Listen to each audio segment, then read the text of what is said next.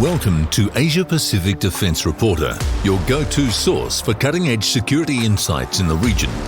Get ready for rapid-fire analysis and commentary from the Asia Pacific with your host, Kim Bergman. Hello and welcome back.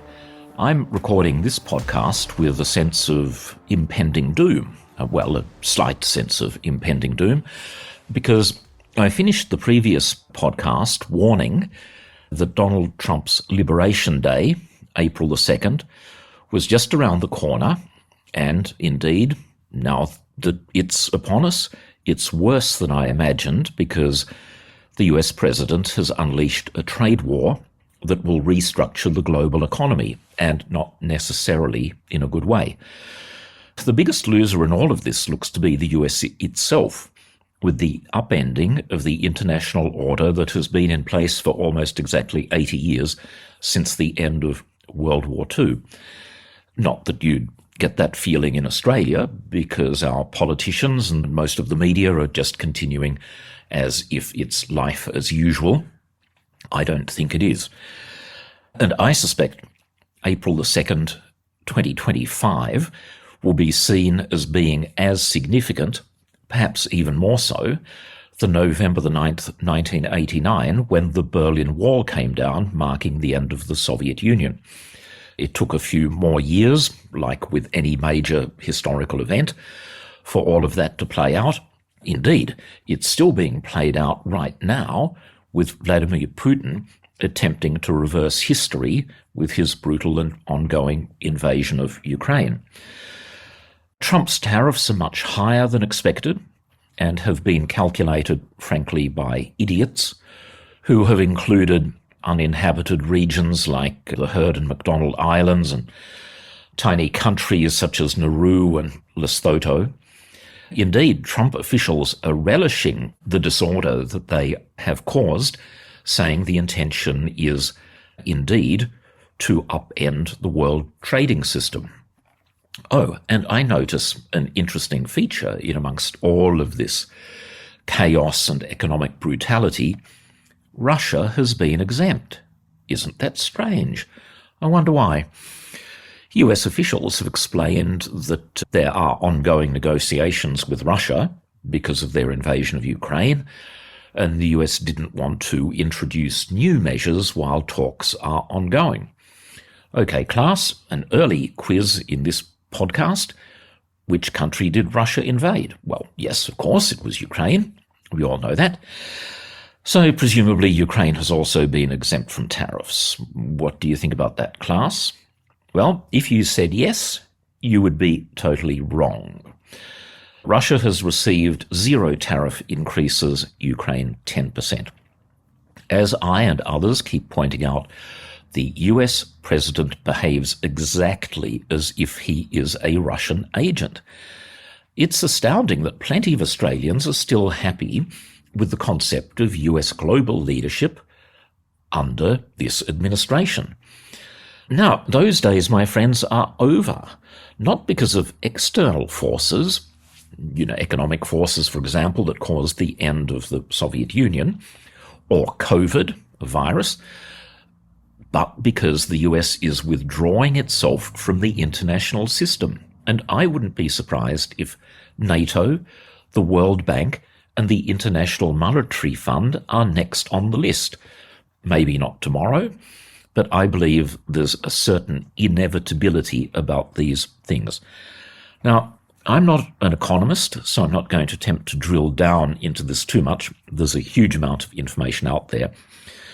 But what greatly concerns me is the business-as-usual approach of both the government and the coalition.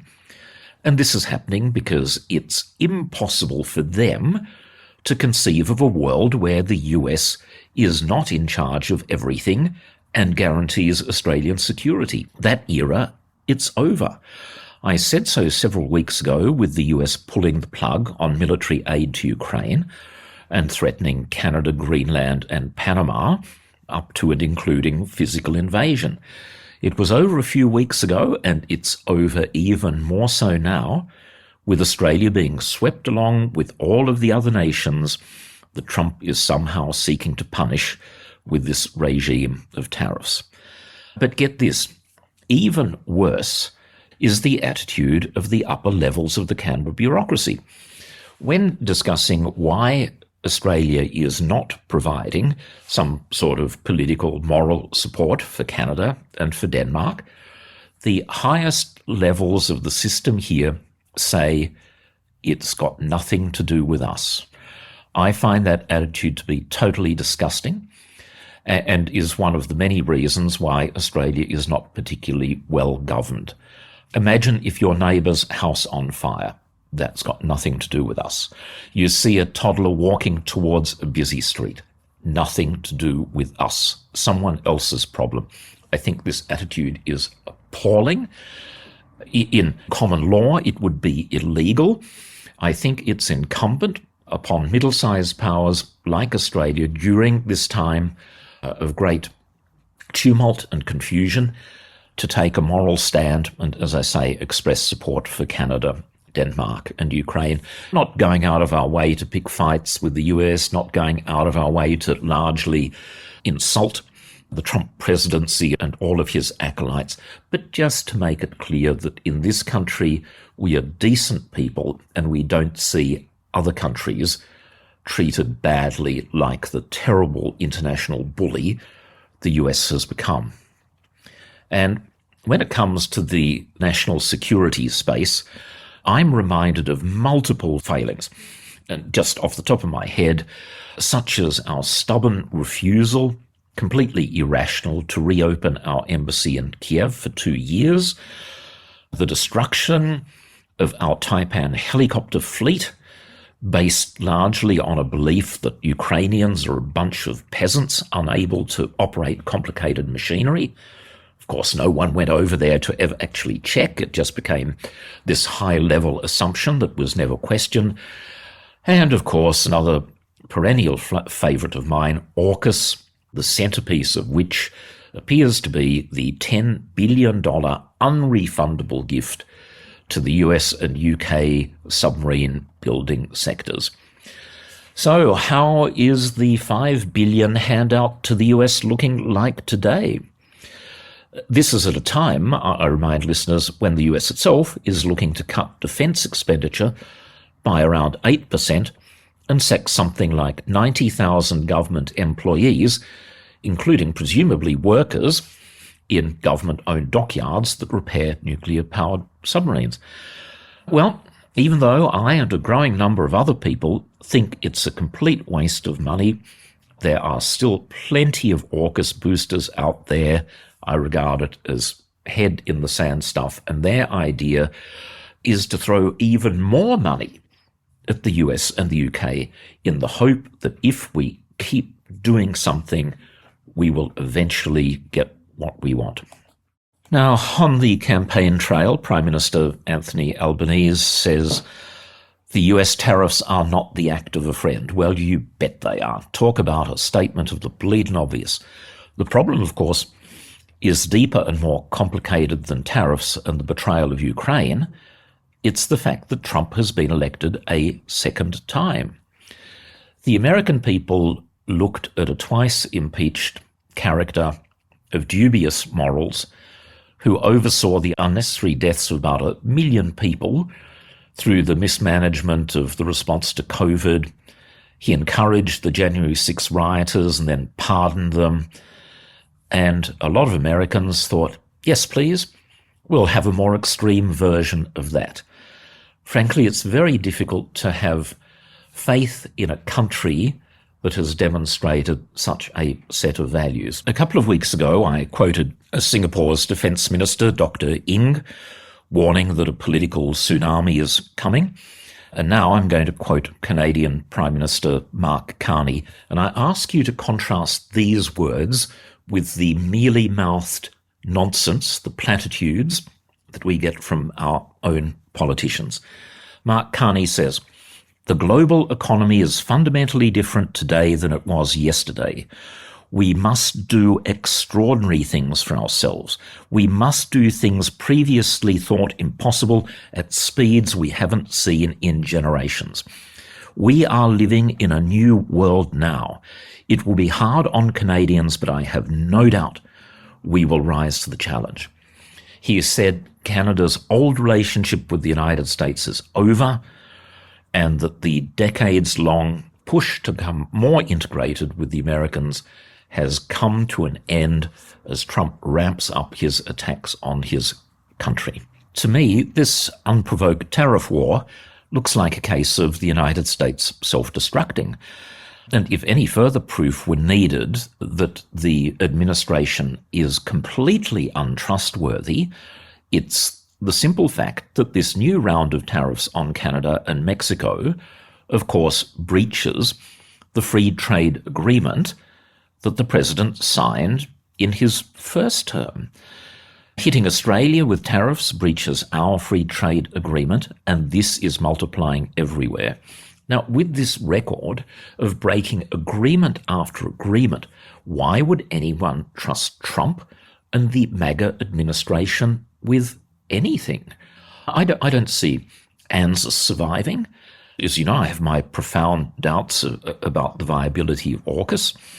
I'm also concerned about the impact of tariffs on the export of Australian products onto such platforms as F-35 aircraft and potentially Virginia-class submarines. I've been asking the question for a few days and no one has been able to give me an answer, as in whether everything coming from Australia will be hit with 10% plus the earlier 25% on steel and aluminium. Because if all of these goods from Australia are hit, we become pretty much instantly uncompetitive. So all of the work that's been going on and all of the boosting of the possibility of Australian exports to the US will come to a complete shuddering halt. Because another factor when we look at US production problems, it's not only ones of mobilizing the industrial base, building things fast enough, there's also a problem containing costs. Even the US defence budget is not limitless. And so if Australian componentry is suddenly much, much more expensive, the chances of contracts being let, I would have thought, have dropped to pretty close to zero. To lighten the mood, I'm just going to do a little bit of character assassination. I've reflected in broad terms about the nature of the Trump administration, but they have a defense secretary who is a former TV host. The national security apparatus generally is now led by conspiracy theorists and nutcases. A far right-wing influencer by the name of Lauren Loomer, probably known to very few Australians, went into the White House about a week ago, met with Trump, recommended for reasons that we do not know that he sack 3 senior national security people. They were out the door within minutes. Now, how can Australia and Australian officials possibly rely on US leadership when the country is being managed by people manifestly unfit for office? This goes way, way, way beyond the one person in the White House. The entire administration is being warped in its attitude towards the outside world. These people are hardcore fanatics. They aren't like us. Well, they aren't like the majority of us. Australia has a few hardcore fanatics as well, here and there.